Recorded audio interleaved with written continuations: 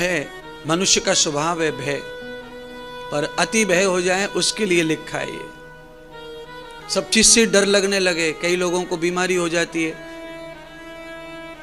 हर चीज से डर लगता है, घर से निकलने का डर, बोलने का डर, खाने का, सोने का, अकेले का, हर चीज का डर, कहीं ये न हो जाए, कहीं ये न हो जाए, कहीं ये न हो जाए, तो अकारण ही आदमी बंधन में फंसता है।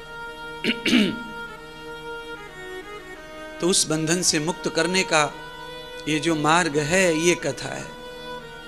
आदमी को जैसे मानो विश्वास ही नहीं रहता कि ये मिलेगा कि नहीं मिलेगा सब्जी रोटी दोबारा।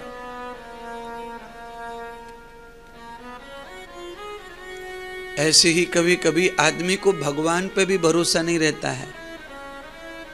ये जितने भरोसेमंद बैठे हैं यहाँ, आप सब लोग आस्तिक बैठे हैं ना, आप में से ही आपको ही कभी कभी भगवान पे भी भरोसा नहीं रहता है। क्या पता भगवान करेंगे कि नहीं करेंगे ये काम, क्या पता ये होगा कि नहीं होगा, क्या पता। ये सबका है, कभी न कभी ये भाव सबके पेट में से पैदा हुआ है। मतलब आपके अंदर भी ये पशुता तो है। आप ध्यानी भजनी भक्त सब हैं, और सब होने के बाद में भी आपको ये विश्वास डम डम डम डम हो रहा है आपका। कमाल की बात। एक और दृष्टांत है दूसरा, 5 मिनट में 3 दृष्टांत समझा दिए। ये चौथा दृष्टांत है कि नाई की दुकान पर हम जाते हैं।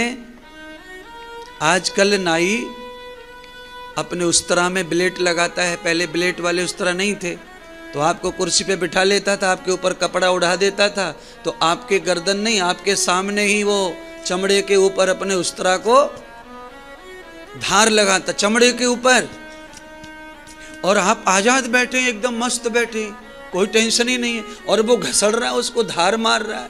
अब मान लो आपके बालों को यूं करते करते अगर यूं हो जाए थोड़ा, तो क्या होगा? है जी, उस तरह है वो, तो यूं करते करते यूं ही तो करना है। आपको आपके सामने वो धार लगा रहा है, आपको उस नाई के ऊपर पूरा भरोसा है। आप आंख बंद करके बैठे हैं बाल कटवाने, और उस परमात्मा ने कोई धार नहीं धरी है, पर उस पे तुम्हें भरोसा बैठता नहीं है। नाई पे भरोसा है, पर भगवान पे भरोसा नहीं है महाराज। कमाल की बात है।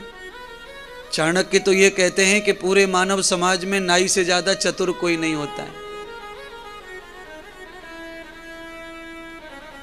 चाणक्य बताते हैं कि महिलाओं में मालिन जो होती है, बगीचे को रखवाली करने वाली जो रहती है, उससे ज्यादा चतुर महिला दुनिया में कोई नहीं होती है। बोलो, समाज में नाई को चतुर माना गया है। 36 गुण माने गए नाई के अंदर, ये ग्रंथ बता रहे हैं महाराज। चतुर होना सम्मान की बात है, ये तो प्रतिष्ठा की बात है, प्रशंसा हो रही है उसके लक्षण की, गुण की महिमा गाई जा रही है। पर आओ, लौट कर आओ कथा में, अपन कथा की बात करें।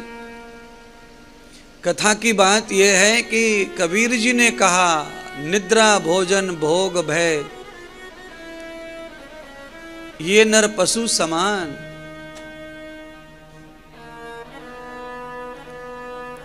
टीवी पर सुनने वाले भक्तों से और पंडाल में बैठे भक्तों से अनुरोध है कि हमको पशु के समान बनना नहीं है, तो इन 4 चीजों पर कंट्रोल रखना पड़ेगा। अगर लगाम घोड़े की तुम्हारे पास है तो घोड़ा तुम्हारे इशारे पर चलेगा, अगर घोड़े की लगाम तुम्हारे पास नहीं है तो घोड़ा तुम्हें पीठ पर बिठा के नहीं जाएगा, तुम्हें गिराएगा, पक्का है। इसीलिए अपने साज संयम की लगाम अपने स्वयं के ही हाथ में होनी चाहिए, उससे ही अपन सफर कर पाएंगे इस समय रूपी घोड़े के। नहीं तो भोजन भजन निद्रा अपने को यहीं पटक लेगा। रास्ते में जब नींद आती है ड्राइवर को कार में, तो साइड में लगा करके कार को, उसमें ही भला होता है आदमी का। अरे भैया बार बार नींद आ रही है, ऐसा करो साइड में गाड़ी लगा लो, 1 घंटे थोड़ा आराम कर लो। समझ गए?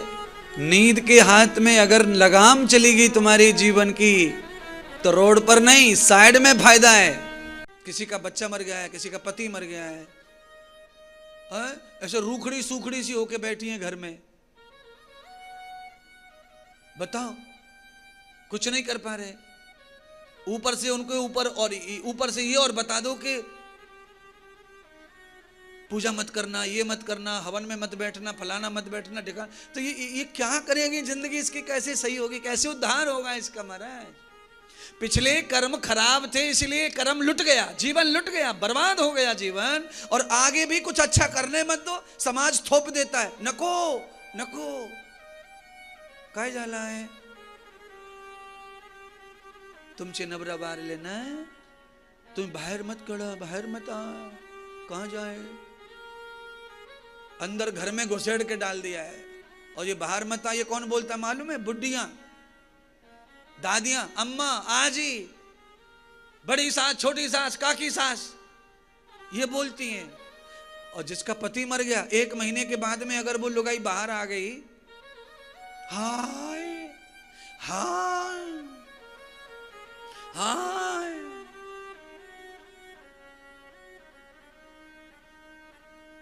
क्या हो गया महाराज? मैं आप सबसे कहना चाहता हूं, पूरी दुनिया की औरतों से कहना चाहता हूं, ऐसा हादसा होने पर आप दुखी रहें, परेशान रहें, आपके सुख गए हैं, इस बात के लिए मैं भी दुखी हूं आपके साथ, मैं भी खेद में हूं। पर भगवान को ना छोड़िए, भगवान को भजिए, भजिए, परमात्मा को भजिए। आप पंडित जी से जो कल्याण करवाते मरवाने के बाद में, पंडित जी भी तो भगवान का ही काम करता है ना, वो भी तो पूजा पाठ ही करता है ना, वो भी तो माला ही जपेगा, वो भी तो पुराण सुनाएगा, वो भी तो हवन करेगा, वो भी तो किसी को जिमाएगा, कोई पूजा पाठ। तो मतलब भगवान को ही तो सब कर रहे हैं ना, आखिर में भगवान से कल्याण होना है, पंडित जी भी यही बता रहे हैं। तो फिर आप क्यों रोक रहे हैं उसे? रोको मत। आरती दिया